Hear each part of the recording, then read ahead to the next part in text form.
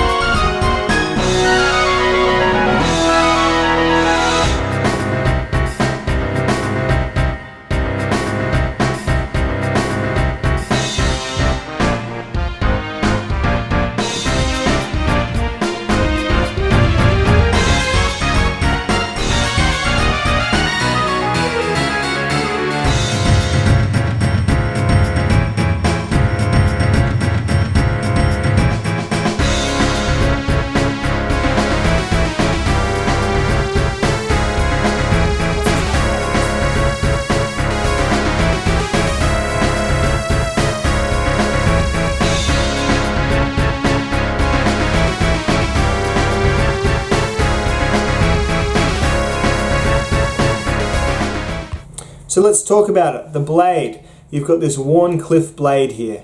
Interesting blade shape. Has a couple of pros, has a couple of cons. The couple of pros are that it's a very safe blade to use. It doesn't have a tip that's going to snare on anything, and as such, due to the lack of a fine tip, you're going to be less hesitant into putting it into sort of prying or even digging style jobs. So in combination with the softer, more malleable 1095 steel, I've done a couple of starter holes in some pretty hard clay type soil, and the edge is more or less okay, just needs a bit of a strop to bring it back to life, and the tip is still as it was. So a lot of those sorts of jobs, if you were to frankly abuse a knife by using it in such a way because you had to, you'd lose a lot of tips. They'd become rounded off. This, as it is already rounded off, it actually makes the blade a little bit more spade shaped to begin with, so it could be a relatively practical impromptu entrenching tool. So that's a good thing about a Warncliffe style blade. On the bad side, if you are doing those crazy battening tasks that we love to see on the internet, you're going to find the stick, your battening club, is going to slide off this just a little bit easier. I have noticed this is a pretty good splitting knife due to the thick edge, and I haven't had to get too far through most of my bits of wood to get a complete split anyway, but definitely a consideration. The blade has a low saber grind, meaning that this is not going to be a blade for cutting detailed watermelon rosette sculptures. It is going to be a blade for prying, digging, rough cutting and chopping. And that is totally fine. I believe it's within the spec of the knife. The blade steel, as I said, 1095 at 55 to 57. That's not made for edge retention. Now, what I know about steels, I'm not a super, I like steel, I'm interested in it, but I don't know as much science as some other guys know. But what I have picked up through use and testing is that a softer knife, steel like 1095, if you do it at 55 to 57, the edge is going to deform less easily, or deform irreversibly less easy. It's going to deform in a way that's easy to repair. So you're going to hold a pretty consistent edge bevel if you do come up against suddenly hard materials. If this was 1095 at 60 to 61, you'd probably find some slight chipping or even not cracking but rolling and things like that. If you were to do things like opening a coconut with it, or even just battening my really sort of rough red, twisty wood. Being as it is, the edge retention isn't going to be that great. I did an edge retention test with this knife and it cut through rope 90 times. That's with a 20-degree polished edge. So an edge that I put a fair bit of fuss into did not get a particularly good result on the edge retention test that I do. So for cutting fibrous materials, isn't going to do it for that long for you. On the plus side, it's going to be very easy to maintain and get that edge back. So you'll have a short-lasting edge that you can bring back in a short amount of time. So really, if you're thinking about overall economy of things, maybe it's just as good if you're happy to touch up once a day a knife than having to touch up a knife once a month, but for longer. I don't know. You can make those decisions for yourself. So that's the score there on the 1095. Not the best on edge retention, but pretty good on toughness, and a great knife to really practice and learn sharpening on. This one here is actually excellent for that because you've got a very subtle swoop on the blade shape, so you don't have to worry about doing anything recurvy or even anything with too much of a swoop there. And you've got a lot of meat to make mistakes with, so it doesn't have a really fine edge that you can make crooked or anything like that particularly easily. So kind of a cool knife to learn sharpening on this softer steel as well. So that's kind of making finding the silver lining on the cloud that is the 55 to 57 Rockwell 1095 steel here. The crossguard of the blade is very World War II chic. It's even got the two holes in it, as if you were going to attach this to a rifle to bayonet things with. You wouldn't want to do that because you'd basically end up cudgeling them to death with your rounded tip. There is a bit of a tip here. I lie, like that hurts smashing my hand into it. So there is a tip, but it's not a stabbing tip. This would not make a very good bayonet, is what I'm getting at. But the crossguard does keep your hand very safe. If you are putting all of your force up against it and, maybe doing some feather stick cutting just there, you're going to have really good control because it's a round broomstick style handle, and you're going to have a lot of safety because you're not getting past that guard there. So good for that. I always find these guards are sometimes a little bit clumsy when I'm doing cutting against boards and things like that. I often find that these generally knock against things, but not the end of the world. It's certainly something that's not going to take you by surprise. You can see it quite clearly before you pull the trigger, and you'll know if you want a knife that has a guard like that or not. So there's that. Moving back towards the handle is really one of the positives. It's one of my favorite things about the knife. I quite like the rougher. This doesn't feel as premium as like the stacked leather K-bar handle, for example. It's rougher cut leather. It's sort of like it's like the interior leather. It's dry. It's a little bit crusty almost, but I think after you've had it in your hand for a little bit, it starts to smooth down just slightly as well. I've got this wet several times. I've actually washed the knife fully several times. Haven't noticed any deformation or stank or anything really bad happening to the leather as a result of that. Obviously, you wouldn't want to use this as a marine knife or a dive knife particularly. The leather would eventually rot and start coming away. But if you're taking care of it, I'm getting it wet and I'm just leaving it out in the ambient heat to dry, and it's been absolutely fine. No issues at all. There's lots of different width to the handle, so if you've got a smaller hand, you can just hold it further up here. If you've got a larger hand, you'll make use of the whole handle. And then the butt cap here really gives you an extra bit of, sort of an extra almost ½ inch of blank there to really fall back if you've got big, Andre the Giant mitts. So yeah, good handle. Really, really like the handle. Butt cap. It's got a smashing cap, so it's like a hexagonal head just for grabbing like this and just smashing stuff with. So you can crack seashells, you can crack coconuts, you can crack eggs with this knife, and it'll do just fine. The tang sticks out just a little bit further, so the tang is actually going to be your leading clubbing instrument, and then the rest of this will be hitting your broader surfaces perhaps, but works just fine for pounding in anything I've pounded with it so far, so not too bad there at all. Just note here, something that I haven't used is this saw here. I believe this is a fuselage cutting device or something, which is something that I'm probably never going to come across a need for, but you could use it to notch some wood or lay some marks or, score something. I'm sure you could find a use for it if you wanted to, but I've generally been okay using the blade. Another feature is that it does have a sharpened spine that you can start a feather stick fire with if you wish. I will demonstrate that, and I'll also demonstrate me starting one successfully once I realise that my feather sticks weren't so great and I might need some cotton wool balls. So there you go. But you can start a feather stick fire with the sharpened or the flat spine of the knife. The blade is coated with a PVD substance. It's a little bit rough and sandy feeling at first, and then it smooths over as you put it through various things. It's stayed quite well on the blade. It's got some integrity to it, the coating, and it does keep the 1095 steel from rusting, so that's also a good thing. I don't prefer coated blades, but I think this one definitely matches the aesthetic and is probably fairly practical to have on it. So there you go. Now, what do I like about this knife?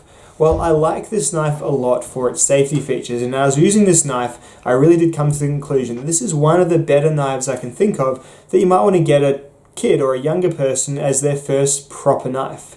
There's a lot of things about this that really make sense for that role. So you've got this flattened tip here, which isn't going to be something that's going to go straying and catching people's arms and stuff as easily as, say, a clip point knife might, or even a drop point knife might. Then combined with this guard here, this little hands just aren't going up onto that blade. They can do things clumsily with this knife and they won't hurt themselves, which is really, really good. The only dangerous part is it's relatively inert straight edge. Doesn't have a big flourishing tip on it or anything like that.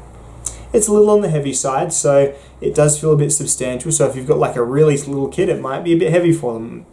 I don't think so personally, but it's 250-ish grams, and it's not the end of the world. But it's bulkier. But as such, it feels a bit more durable than perhaps some other My First knives sort of might.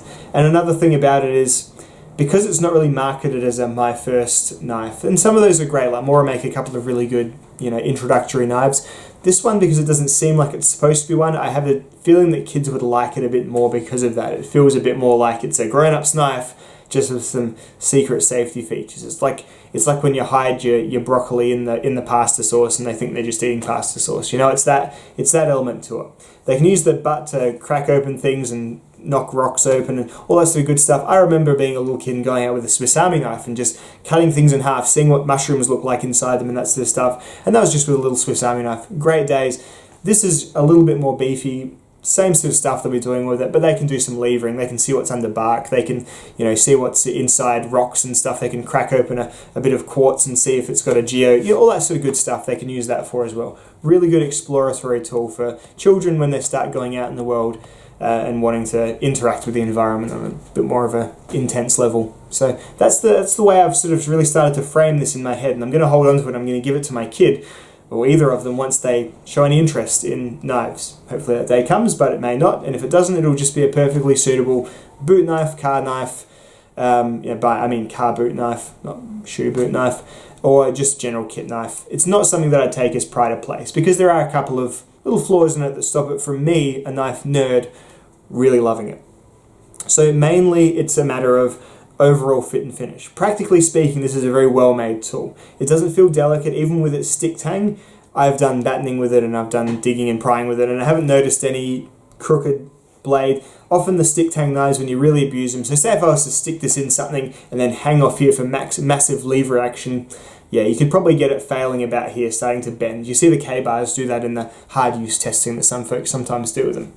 Happens. This I don't have a problem with in that regard, but there are some fit and finish stuff. So this came, first of all, with a really bad burr that needed to go before the knife could even cut anything.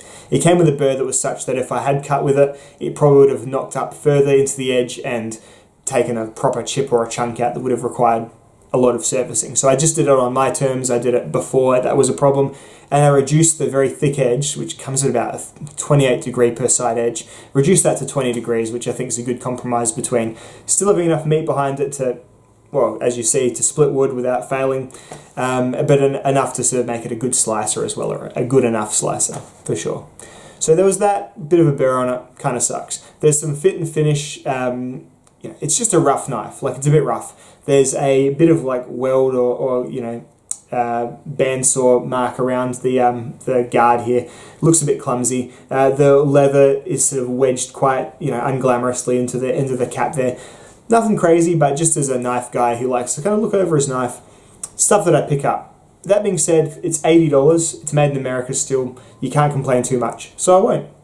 The sheath is something that strikes me as almost there and about as good as I would expect for the money, but there are some undeniable issues with it. So you put the knife in the sheath like so. So as funny as it seems, the knife shape actually doesn't really match the shape of the sheath, not to carry it right-handed anyway. It doesn't fit in better either way though, so I've just gone and carried it right-handed. So first of all, you need to get these straps out the way. Yeah, fair enough. And then the knife goes in, no matter how hard you push it, only to about there. Now, all the edge is covered, so I guess the sheath is doing the basics of its job. But yeah, just not completely slick and fluid process. It's a bits stiff and tough still, and that's after using it a whole bunch. And then the top strap here, you often find yourself sort of chasing your tail a bit, playing follow the leader, just trying to catch it. So it ends up being a two-hand wreath sheath job, pretty much every time. So is what it is. I'm glad they've gone with leather. It's a Chinese-made leather sheath. It's not American-made like the knife is. And it's fine. It's just not great. Like, it's so much better than these dinky Spec Plus Alpha nylon sheaths. These are just garbage. You wouldn't want to wear a knife on your belt with this all day. You end up almost cutting the strap off every time you open the knife. It's just really thin and crusty. This actually has a proper welt. It's a proper leather sheath. It's just almost like the knife isn't made exactly for it or something. So, don't know. It's enough. When you pull out the knife sometimes, because it's got this massive long belt loop, you end up with the knife being pulled all the way up to here and then kind of awkwardly flopping around a bit. Not a fluid process, but it's doing its basic job. So I'd say the sheaths are about half and half. So yeah, look, I hope that's been of some use to you, seeing this knife in action and hearing my thoughts on it. It's a good value piece. It's $80 for an American-made knife for what I think it actually has a purpose. Like, I think as a starter knife, I think it's one of the better ones out there. It's one of the ones that I would recommend. Hey, what's the best knife to get my kid for his first one? Give this one a think. It's just cool enough for it to not be lame for like a younger person. It doesn't seem like it's made for kids, so that often is the extra little bit of X factor that kids need to actually use something. And it'll do all the jobs that you would need to do. And even as a full-fledged knife user, if you just don't want to spend huge amounts on your knives, certainly a practical blade. You might want to get the Air Force version if you like to have a tip. There's a Tanto version of this coming out this year as well. Looks kind of cool. But as for me, it's going to go to one of my kids, pretty much the first one that asks for it. Or it's going to sit probably in one of my cars and just be a good car knife. Completely serviceable, easily field maintainable, pretty much bomb-proof, seems like it anyway.